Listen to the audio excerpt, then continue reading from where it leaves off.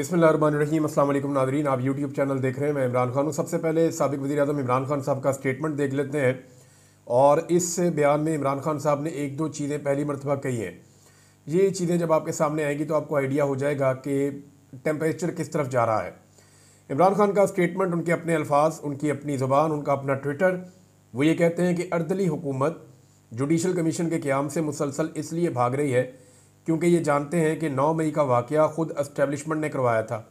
Establishment ने खुद आग लगाकर सीसीटीवी फुटेज गायब कर दी। मेरा अदालत से अगवा किया गया और किया ही इसलिए गया था क्योंकि इनको रद्द-ए-अमल का अंदाज़ा था और अवाम के जज्बात से खेल कर उन्होंने अपना मकसद पूरा करना था। एक पुरअमन एहतजाज को अपने बंदे शामिल करवा कर फॉल्स फ्लैग ऑपरेशन में तब्दील कर दिया गया।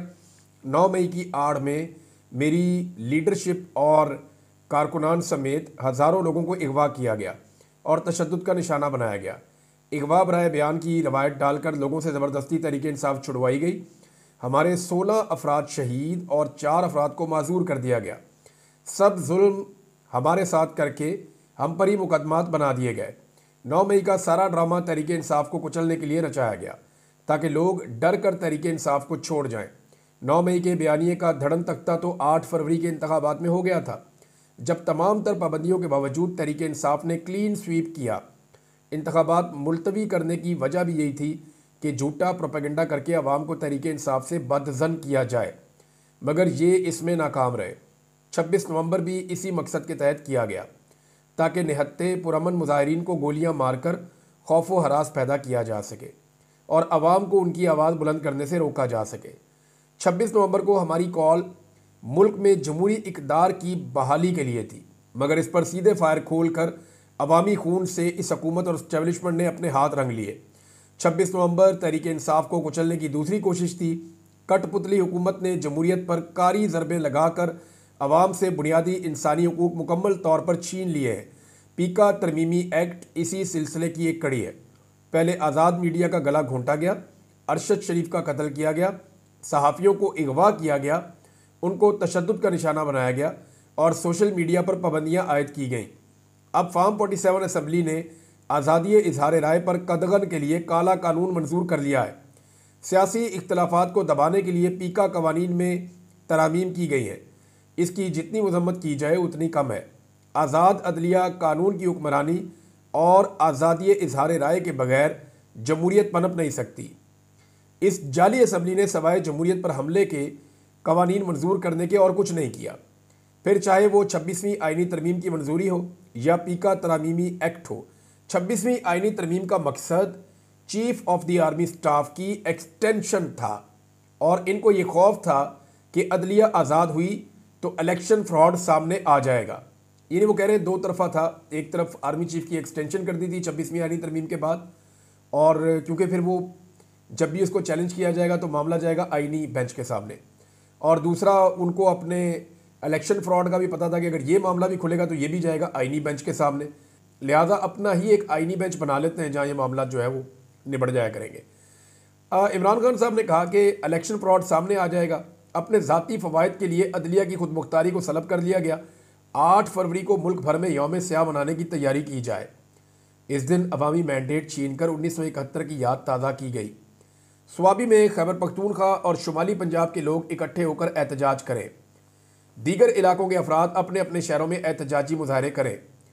पूरी दुनिया में ओवरसीज़ पाकिस्तानी भी इस दिन अपनी आवाज़ बुलंद करें। और ओवरसीज़ पाकिस्तानियों से एक बार फिर मुतालबा करता हूँ कि तरसीलात ज़र का बाइकआउट जारी रखें। इस हुकूमत ने सवाए जमहूरी इक़्तिदार की पामाली के कुछ नहीं किया। इनको तरसीलात ज़र भेजना इनके हाथ मजबूत करने के मुतरादिफ है, जो आपकी ही गर्दन दबोच रहे हैं। हम जमहूरियत की बहाली के लिए पाकिस्तान में मौजूद तमाम सियासी जमातों से रब्ता करेंगे। अपनी जमात को हदायत करता हूँ कि दीगर जमातों से इस मकसद के तहत रवाबित को तेज़ करें ताकि जल्द अज जल्द अवाम को जमहूरियत की आड़ में नाफिज इस डिक्टेटरशिप से निजात मिल सके। अली अमीन गड्डापुर पर बतौर वज़ीर आला गवर्नेंस का बहुत दबाव है, लिहाजा हमने फ़ैसला किया है कि जुनेद अकबर खान जो हमारे दरीना साथी और कारकुन हैं, उनको तहरीक इंसाफ खैबर पख्तूनख्वा का सदर मुंतखब कर दिया जाए और तंजीमी उमूर उनके हवाले कर दिए जाएँ। ये जनाब इमरान खान साहब का स्टेटमेंट है। इमरान खान साहब के जो नए फैसले हैं ना, जो उन्होंने अब किए हैं, स्पेशली जुनेद अकबर खान को लगाना, इससे एक बात तो बड़ी साफ नज़र आ रही है, वो ये नज़र आ रहा है कि पाकिस्तान तहरीक इंसाफ एहतजाजी सियासत और लॉन्ग मार्च वाली हिकमत अमली की तरफ बड़ी तेज़ी से बढ़ रही है। यानी अब फैसले जो हैं वो अब मुज़ाकरात के अंदर नहीं होने। इमरान खान साहब ने दोबारा ये फ़ैसला कर लिया है, या पाकिस्तान तहरीक इंसाफ के अंदर ये सोच पैदा हो गई है कि फ़ैसले अब मैदान में ही होंगे या सड़क के ऊपर ही होंगे। लिहाजा उन्होंने सूबाई हुकूमत को अलग कर दिया जो पार्टी है उसकी सियासत को। यानी सियासत और एहतजाज और ये सारी चीज़ें तो पाकिस्तान तहरीक इंसाफ ने करनी है। अब सूबाई हुकूमत जो है उसको मिलना पड़ता है कभी मोहसिन नकवी से, कभी वज़ीर आज़म से, तो वो बड़ा अजीब सा इम्पैक्ट आता है। लिहाजा यहाँ पे जो पार्टी चलाएंगे वो जुनैद अकबर साहब चलाएंगे, और जुनैद अकबर साहब को ज़्यादा नुकसान ना पहुँचाया जा सके। अब वो पब्लिक अकाउंट कमेटी के चेयरमैन भी हैं, उनके पास एक आईनी ओहदा भी है, लिहाजा वो बड़ी दिलेरी के साथ अपना काम कर सकेंगे। उनके लिए कुछ चैलेंजेस हैं। नंबर एक तो जुनैद अकबर साहब को फौरी तौर पे वो डाटा देना चाहिए जो इनके अफराद लापता हैं 26 नवंबर से। देखें, बहुत सारे लोग ये कहते हैं कि जितने लोगों को गोलियां लगी हैं, जो लोग अभी तक दफनाए गए, ये वो सारे लोग हैं जिनको दिन के टाइम स्नाइपर से मारा गया था। रात के वक्त जब अंधाधुंध फायरिंग हुई तो उसके बाद तो कोई वहाँ मौजूद ही नहीं था। और जो लापता अफराद हैं तहरीक इंसाफ के बकौल अब भी 30 से 40 लोग वो कहते हैं हमारे लापता हैं। इमरान खान साहब ने एक कमेटी भी बनाई, लेकिन अभी तक तहरीक इंसाफ बाकायदा तस्वीरें, नाम, ID कार्ड नंबर, उनकी फैमिलीज़ के इंटरव्यू और उनके इलाके के हवाले से तफसीलात फराहम करने में नाकाम रही है। क्योंकि ये मामला जो है वो सूबाई हुकूमत के पास था। इमरान खान साहब ने एक कमेटी बनाई, वो भी उन्हीं के मरहून मिन्नत थी। अब पार्टी के अंदर जुनैद अकबर साहब को एक बड़ा अहम ओहदा मिला है, खैबर पख्तूनख्वा के वो सदर बने हैं पार्टी के। लिहाजा जो लोग लापता हो गए हैं उनका डाटा खैबर पख्तूनख्वा से अब प्रोवाइड करना जुनैद अकबर साहब की जिम्मेदारी, उनको ये करना चाहिए अपनी कमेटी के साथ मिलकर। इमरान खान साहब ने जो कमेटी बनाई थी उस पर अभी तक कोई जवाब नहीं आया और अभी तक कोई काम नहीं हुआ। लिहाजा ये काम अब जुनैद अकबर साहब को करना पड़ेगा। समी इब्राहिम साहब और मुईद पीरजादा साहब दोनों ने एक ही जैसी बात की है, दोनों का एक ही जैसा दावा है। उन दोनों का ये कहना है कि बुशरा बीबी की जो गिरफ्तारी हुई है इसके पीछे अली अमीन गंडापुर साहब का हाथ है, और इमरान खान साहब को इस बात का एहसास भी हो गया है, और इमरान खान साहब इस वजह से शायद खाइफ भी हैं। ये बात दोनों सीनियर जर्नलिस्ट हैं उन दोनों ने की है। अब जो एक और गिरफ्तारी है वो आज़म सवाती साहब की, उसके बारे में भी यही कहा जाता है, और जो इंतज़ार पंजूता साहब हैं उनकी गिरफ्तारी के बारे में भी यही कहा जाता है कि उनके ऊपर भी जो बिजली गिरी है वो अपनों ने गिराई है, और उनके साथ भी जो जुल्म सितम हुआ उसके पीछे अपने ही मौजूद थे। अभी पार्टी में बड़ी गंभीर खामोशी है इन चीज़ों को लेकर, लेकिन आने वाले दिनों में चीज़ें आगे बढ़ेंगी। जुनैद अकबर को आपने अंडर एस्टिमेट नहीं करना नाज़रीन, वो करना भी नहीं चाहिए, किसी भी आदमी को नहीं करना चाहिए। इतना बड़ा ओहदा मिल जाएगा एक पार्टी के अंदर, इतनी बड़ी आवाम की तादाद है, और खैबर पख्तूनख्वा में तो ये पार्टी का तोती बोलता है, तो वहाँ का जो सदर बनेगा वो लाजमी बात है वो एक ताकतवर लीडर के तौर पे उभरेगा। जुनैद अकबर के बारे में इमरान खान साहब ने एक दिन कहा था, पुराना मैं एक क्लिप देख रहा था, कि जुनैद अकबर की एक कमज़ोरी है कि ये शरीफ आदमी है। तो मेरा जो पूरी ज़िंदगी का तजर्बा है ना, मैंने एक चीज़ सीखी है अपनी ज़िंदगी में कि शरीफ आदमी से पंगा नहीं लेना चाहिए, क्योंकि उसकी शराफत उसका हथियार होती है। जिस दिन शरीफ आदमी से ज़्यादा पंगा लिया और वो टेढ़ा हो गया ना और वो चल पड़ा, फिर तो शरीफ आदमी के पास ना फिर रिवर्स गियर नहीं होता, वो फिर सीधा ही चलता है, क्योंकि शरीफ आदमी की सारी ज़िंदगी की प्रैक्टिस होती है सीधा सीधा चलना। उसके बाद बैक गियर होता ही नहीं है, उसने फिर वापस नहीं जाना।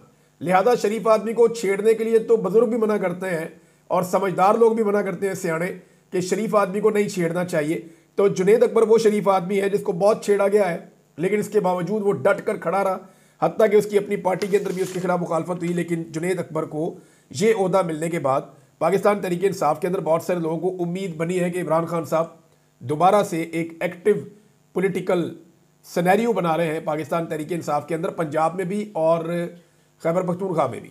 पंजाब में जैसे ही उनका नाम आया आलिया हमदा साहिबा का, तो उनकी एक्टिविटीज़ भी शुरू हो गई और उन्होंने रावलपिंडी में एक मीटिंग भी की है। और अब जो 8 फरवरी के हवाले से इमरान खान साहब का पैगाम है कि एक एहतजाजी दिन मनाया जाएगा, यौम स्याह मनाया जाएगा। पूरी पार्टी 8 फरवरी की तैयारी कर रही है। 8 फरवरी को पाकिस्तान तहरीक इंसाफ एक मोमेंटम पकड़ेगी और इस मोमेंटम को उन्होंने आगे लेकर जाना है। अब देखना यह है कि क्या 8 फरवरी को दोबारा से पाकिस्तान की हुकूमत उसी तरह कंटेनर लगाएगी, उसी तरह आंसू गैस चलाएगी, उसी तरह रबड़ बुलेट चलाएगी, उसी तरह लोगों की चादर और चार दीवारी का तकद्दुस पामाल करेगी, उसी तरह ख़वातीन और बच्चों को हिरासा करेगी, या जो बाइडन के जाने के बाद पाकिस्तान की हुकूमत की पॉलिसी बदल जाएगी। ये टेस्ट आपको 8 फरवरी को पता चल जाएगा कि पाकिस्तान का जो रिजीम है इस वक्त, एस्टेब्लिशमेंट और हुकूमत का जो गठजोड़ है, ये क्या करता है, या मिलिट्री बैक्ड गवर्नमेंट जो है पाकिस्तान में, ये किस तरह से अब 8 फरवरी के मामले में पाकिस्तान तहरीक इंसाफ को कुचलने की कोशिश करती है। बहरहाल जिस तरह इन्होंने साहबजादा हामिद रजा साहब के मदरसे के ऊपर अटैक किया है, वो अटैक असल में जो मुज़ाकरात हो रहे थे उनके ऊपर एक ड्रोन हमला साबित हुआ है। ये बात जो है अली मोहम्मद खान साहब ने भी की है और ये ऑब्वियस है, यानी कॉमन सेंस की बात है कि जब मुज़ाकरात चल रहे हैं तो जो शख्स मुज़ाकराती कमेटी का हिस्सा है और उसके अंदर एक बड़ा की रोल है उस आदमी का, आप उसके वो प्रेस कॉन्फ्रेंस करना चाहता है, आप पुलिस का भारी नफरी भिजवा के एक छापा मार देते हैं, तो इसका मतलब ये है कि आप नहीं चाहते कि मुज़ाकरात आगे चले। और वो छापा पड़ा है फैसलाबाद में जहां मरियम नवाज की हुकूमत है। तो मरियम नवाज और नवाज शरीफ तो घर बैठ के प्लान करते हैं ना कि आज क्या करना है, लिहाजा मियाँ नवाज शरीफ साहब को ये मुज़ाकरात सूट तो करते नहीं है, क्योंकि इस छापे से पहले शहबाज शरीफ, नवाज शरीफ और मरियम नवाज की एक मीटिंग भी हुई थी, जो रिपोर्ट भी हुई थी छुट्टी वाले दिन, और उसके बाद फिर ये छापा पड़ गया और उस छापे के बाद जो है मुज़ाकरात फारिग हो गए। अब मौजूदा हुकूमत भी इस वक्त मोहसिन नकवी के दौरे अमेरिका को डिसओन कर रही है। देखिए, मोहसिन नकवी की जो नाकामी है वो तो आलमी मीडिया की जीनत भी बन गई है, वॉइस ऑफ अमेरिका की रिपोर्ट भी आ गई है, बहुत सारे जो जर्नलिस्ट हैं, सीनियर गैर मुल्की सहाफ़ी, वो भी इसके ऊपर बात कर रहे हैं कि ये कैसा वज़ीर दाखिला है जो एक मिशन पे आया अमेरिका में और जिस आदमी को वो मिलता है मिशन उल्टा हो जाता है और वो आदमी इसके मुखालिफ के साथ खड़ा हो जाता है। इमरान खान को किसी से बात करने का मौका नहीं मिल रहा, लेकिन इमरान खान के मुखालिफिन जो हैं वो बात करने के बावजूद भी नाकाम हो रहे हैं और ओवरसीज़ पाकिस्तानियों को कामयाबी हो रही है। अभी एक प्रोग्राम और हुआ पाकिस्तान तहरीक इंसाफ का और अमेरिका में, जिसमें मुईद पीरज़ादा को मैंने सुना, वजाहत साहब को सुना, मैंने डॉक्टर शहबाज गिल को सुना, और उसमें कुछ गैर मुल्की और कुछ तंजीमें थी इंसानी हकूक़ की और कुछ ओवरसीज़ पाकिस्तानी थे। तो वो बड़ी तेज़ी से अमेरिका में अपने प्रोग्राम कर रहे हैं। आने वाले दिनों में अमेरिका से 2 सरप्राइज़ आपको मिलने वाले हैं। एक सरप्राइज़ आपको जल्दी मिल जाएगा, यानी आप ये समझें कि अगले 10-12 दिन के अंदर, और दूसरा सरप्राइज़ आपको लगभग 1 महीना लग जाएगा। लेकिन वो सरप्राइज़ इतना तगड़ा है कि पाकिस्तान की एस्टेब्लिशमेंट के और हुकूमत के जो है वो एक दफ़ा फिर कांपे टांग जाएगी और उनके लिए मुसीबत बन जाएगी। ट्रंप ने कुछ इकदाम किए हैं। एक तो अच्छा, मैं आपको बता रहा था कि हुकूमत ने डिसोन कर दिया है, यानी इरफान सिद्दीकी साहब कहते हैं जी अपनी मर्जी से गए, मोहसिन नकवी साहब 80 गिरा भेजा है, यानी मोहसिन नकवी साहब का वो कहते हैं जी टिकट भी अपनी मर्जी से लिया है, खुद ही गए हैं, खुद ही जाके वो प्रोग्राम्स के अंदर शिरकत कर रहे हैं। हुकूमत उनको डिसोन कर रही है क्योंकि इतनी बड़ी तौहीन और बेइज्जती जो हुई है अमेरिका में, हुकूमत उसको ओन कर नहीं सकती। दूसरा, ये जो एक ब्लंडर किया है इन्होंने बहुत बड़ा कि एक ऐसी तंजीम के प्रोग्राम में चले गए जो बहुत ज़्यादा चाइना के ख़िलाफ़ है, तो चाइना का उस पर रद्दअमल है। अब रद्दअमल आना भी चाहिए उनका, पैसे आप चाइना से लेते हैं, जाके आप चाइना के खिलाफ ही प्रोपेगेंडे के अंदर शामिल हो जाते हैं। अब पाकिस्तान का दफ्तर खारजा कह रहा है जी गलती से चले गए, लेकिन बात यह है कि मोहसिन नकवी को जो लोग लेकर गए थे उनके खिलाफ एक इंक्वायरी होनी चाहिए, उन लोगों को नौकरियों से निकालना चाहिए, उन लोगों को उधर से पाकिस्तान वापस बुलाकर उनकी सरजनिश होनी चाहिए, उनको OST करना चाहिए। उन्हें पूछा जाना चाहिए कि आपने एक मुल्क के साथ पाकिस्तान के ताल्लुकात पर बात करके रख दिए जिनके हमने 100 अरब डॉलर के करीब हमने उनकी इन्वेस्टमेंट करवाई हुई है पाकिस्तान में, हमने उनसे उधार ले लेके अपना अकाउंट बढ़ा हुआ है, और आपने उसी मुल्क के खिलाफ प्रोपेगेंडा करवा दिया। अब मोहसिन नकवी को तो चले नहीं पता था, उसके पास इतना नॉलेज नहीं था या उसको इतनी समझ नहीं थी, नालायकी आप समझ लें कि वो चला गया। लेकिन मामला ये है कि जो लोग मोहसिन नकवी को लेकर गए उनका दिमाग काम नहीं कर रहा था, उन्हें नहीं पता था कि हम उससे क्या करवा रहे हैं। तो डैमेज तो जो होना था वो हो गया है। दूसरी जानिब अमेरिका की नई पॉलिसी ने ना पूरी दुनिया के अंदर एक खलबली मचा दी और पाकिस्तान के लिए भी इसमें बड़ा सीरियस इशू है। अमेरिका ने दुनिया भर के लिए फौजी और सिविल इमदाद को बंद कर दिया है और अगले 90 दिन तक वो कह रहे हैं जी कोई फौजी और सिविल इमदाद हम नहीं दे रहे। अब पाइपलाइन में जो पैसा पड़ा हुआ है, जो बहुत ज़रूरी जगह है, वहाँ पर वो चला जाएगा ह्यूमैनिटेरियन ग्राउंड्स के ऊपर। बहरहाल वो फौजी और सिविल इमदाद उन्होंने बंद कर दी है अगले 90 दिन के लिए। ट्रंप ने दुनिया भर की जंगों में इस्तेमाल होने वाले जो अमरीकी अखराजात हैं उनके ऊपर बंद बांधने का फैसला किया है।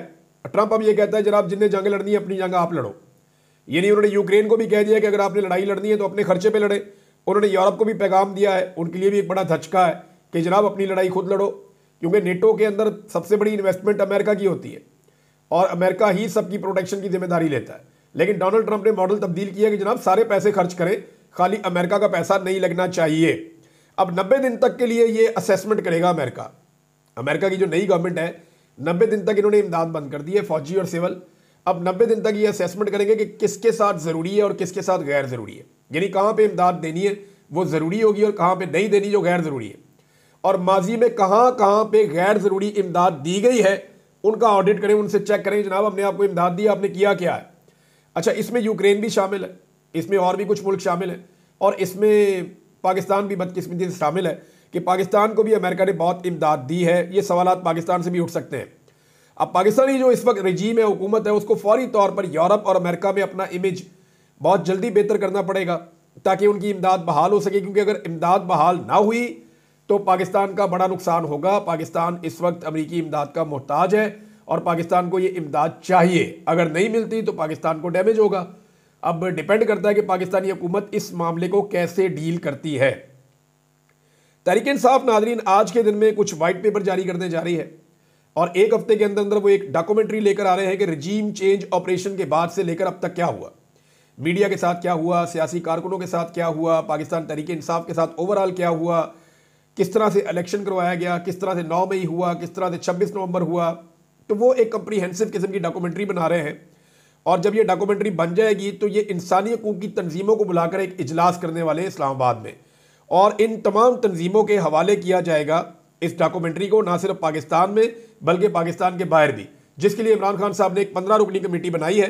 मेरी इन्फॉर्मेशन के मुताबिक 1-2 लोगों ने मुझे बताया कि इसमें मजीद लोग भी शामिल किए जाएंगे, क्योंकि इसमें अभी यूरोपियन चैप्टर जो है पाकिस्तान तहरीक इंसाफ का वो मिसिंग है, इसमें कनाडा मिसिंग है, इसमें जो है वो ऑस्ट्रेलिया, जापान और बहुत सारी जगहों पे जो लोग हैं उनको भी एक्टिवेट किया जाएगा और उनको भी शामिल किया जाएगा। जितनी बड़ी कमेटी होगी उतनी इफेक्टिव होगी, उतना तेज़ी से काम करेगी और ये अपने अपने मुल्क में जितने वहाँ पे पॉलिटिशियंस हैं या बड़े ग्रुप हैं या इंसानी हकूक़ की तंजीमें हैं, ये उन सब के साथ शेयर की जाएगी डॉक्यूमेंट्री। तफसीली काम हो रहा है डॉक्यूमेंट्री के ऊपर और आने वाले दिनों में आप ये चीज़ देख लेंगे। जो आलमी तंजीमें हैं उन्होंने भरपूर आवाज़ उठाना शुरू कर दी है। जो पीका ऑर्डिनेंस पाकिस्तान में लाकर अभी नाफिज किया गया, लेकिन ये ऑर्डिनेंस तो वही है, मैं हमेशा से सख्त कवानीन का हामी रहा हूं, लेकिन कवानीन बनाए ना, आप 2 नंबरी तो ना करें। ये तो कानूनी नहीं है, ये तो इन्होंने अजीबोगरीब काम कर दिया, पकड़ के सांस लेने पर इन्होंने पाबंदी लगा दी है और इसका जो इतलाक है वो भी इनकी मर्जी से होगा। यदि दिल कर रहा है उसको पकड़ना है तो कोई भी बहाना लगा के उसको उठा लेंगे और वो बंदा बेचारा बेल भी नहीं करवा सकेगा। इनका पूरा का पूरा सिस्टम ये रकमाल बनाने जा रहे हैं, किसी अदालत में भी आपको रिलीफ नहीं मिल सकता। तो इसलिए सहाफ़ती तंजीमें जहां आवाज़ उठा रही हैं, आलमी तंजीमें जहां आवाज़ उठा रही हैं, वहीं एमनेस्टी इंटरनेशनल का एक स्टेटमेंट आया है, इंसानी हकूक़ कमीशन का एक स्टेटमेंट आया है, फ्रीडम नेटवर्क का एक स्टेटमेंट आया है और 1 दर्जन भर और तंजीमें हैं जिन्होंने इसके बारे में बातचीत शुरू कर दी है। पीका ऑर्डिनेंस की हुकूमत ले तो आई है, लेकिन इनके गले की हड्डी बन गई है और आने वाले वक्त में ये इन्हीं के खिलाफ इस्तेमाल होगा। ये हो ही नहीं सकता कि कोई गड्ढा खोदे और वो उस गड्ढे के अंदर खुद से ना गिरे। ये मैंने होता हुआ नहीं देखा कभी, ये फिर ये ऐसे ही होगा। IMF ने एक दफ़ा फिर पाकिस्तान को डू मोर कह दिया है और 3 शोबों के उन्होंने कहा जी, पानी के शोबे में, तवानाई के शोबे में और ये जो रेवेन्यू कलेक्शन है या महसूलात आप इकट्ठे करते हैं, टैक्स कलेक्शन, इसके अंदर मजीद इस्लाहात लेकर आए। यानी अब मजीद इस्लाहात के नाम के ऊपर मजीद महंगाई आएगी और जब मजीद महंगाई आएगी तो ये हुकूमत और टिकटॉकर्स खड़े होकर ये कहेंगे देखें जी महंगाई कंट्रोल हो गई है, महंगाई कम हो गई है। ये महंगाई कम नहीं होती, महंगाई के बढ़ने की शरह कम हो जाती है। यानी पहले 40% की शरह से बढ़ रही थी, अब 10% की शरह से बढ़ रही है, लेकिन बढ़ रही है, कम नहीं हो रही। मवाजना करना है तो ऐसे करना चाहिए कि इमरान खान साहब के दौर में फलां चीज़ की कीमत क्या थी और आज फलां चीज़ की कीमत क्या है। नाज़रीन, जस्टिस मंसूर अली शाह साहब ने एक ख़त लिखा है और ये बड़ा इंपॉर्टेंट है। मैंने आपको 1-2 चीज़ें और बतानी है, वो भी बड़ी अहम है, लेकिन पहले जस्टिस मंसूर अली शाह साहब का जो लेटर है वो आप देख लीजिए। जस्टिस मंसूर अली शाह साहब का रजिस्ट्रार के खिलाफ तौहीन अदालत केस में इंट्रा कोर्ट अपील के बेंच पर एतराज़ आ गया है। उन्होंने जजिस कमेटी को खत लिख दिया है। जस्टिस जमाल मंदोखेल और जस्टिस मोहम्मद अली मज़र आइनी कमेटी का हिस्सा हैं। आइनी कमेटी ने ही हमसे मुंतकिल होने वाला केस अपने पास लगाया था, यानी जिनके खिलाफ केस किया है वही क्या अपना केस सुनेंगे। ये जनाब जस्टिस मंसूर अली शाह साहब ने एक लेटर लिखा, लेकिन सवाल ये पैदा होता है कि जस्टिस मंसूर अली शाह साहब को फिर तौहीन अदालत का नोटिस तो उन्हें भेजना चाहिए था जिन्होंने जुडिशल ऑर्डर की खिलाफ वर्जी की थी। जब आप एक कमज़ोर फैसला करते हैं और एक एडमिनिस्ट्रेटर, एक ओहदेदार को आप पकड़ते हैं और जजेस की आप बात ही नहीं करते या आप उन्हें एक्सपोज ही नहीं करते, तो जब आप कमज़ोर तरीके से चलेंगे अदालत में तो फिर तो यही होगा जो मंसूर अली शाह साहब के साथ हो रहा है। पहले भी मंसूर अली शाह साहब ने कई ऐसे काम किए जिसमें वो इंतज़ार करते रहे कि शायद खुद ही इंसाफ हो जाएगा, लेकिन यह इंसाफ होता नहीं है, इंसाफ लेना पड़ता है। शोएब शाहीन साहब ने बताया कि सलार खान काकड़ को नमाज पढ़ने की भी इजाज़त नहीं दी जाती जेल में वज़ू करने के लिए, सेल से बाहर निकलने के लिए और वॉशरूम जाने की भी उनको इजाज़त नहीं मिल रही। अब अंदाज़ा करें आप किस तरह का जुल्म और जबर किया जा रहा है। ये सालार खान काकड़ जो है बलूचिस्तान के नौजवान है, वहाँ से इलेक्शन जीतते हुए फार्म 45 के मुताबिक, लेकिन जाली फार्म 47 पे इनके मुखालिफ को जितवा दिया गया, जिसके वोट इनसे नहायत कम थे। अब सालार खान काकड़ जो है वो बलूचिस्तान से एहतजाज करने आए थे, और ये सियासी कारकुन है, ये हथियार उठाकर नहीं आ रहे, ये सियासी कारकुन है, नारा लगा रहे हैं, प्ले कार्ड उठा रहे हैं, एहतजाज कर रहे हैं, ये रिट ऑफ द गवर्नमेंट को भी मानते हैं। ये वो लोग हैं जो जमहूरियत में बिलीव करते हैं, लड़ाई में बिलीव नहीं करते। तो जो नौजवान जमहूरियत के साथ खड़े हैं, उनके साथ भी रियासत अगर वही सलूक करेगी तो रियासत बलूचिस्तान में पैगाम क्या देना चाहती है। सालार खान काकड़ को बिला वजह जो है वो निशाना बनाया जा रहा है, टारगेट किया जा रहा है, क्योंकि इन्हें आइडिया है कि बलूचिस्तान में मकबूल आदमी है और वहाँ पे ये अगली मरतबा भी इलेक्शन जीतेंगे और ये बलूचिस्तान के अंदर तहरीक को आगे लेकर जाएंगे, लिहाजा इनको निशाने इबरत बनाने की कोशिश की जा रही है। एक और गवाही आ गई नादरीन, आफ्ताब शेरपाव, उन्होंने कहा जी इमरान खान के खिलाफ अदम एतमाद लाना सबसे बड़ी गलती थी, अब उसका मुकाबला कैसे किया जाए किसी को कुछ समझ नहीं आ रही, अनकंट्रोलेबल हो चुका। अब तक के लिए इतनी, अपना ख्याल रखिएगा, अपने इस चैनल का भी। अल्लाह हाफ़िज़।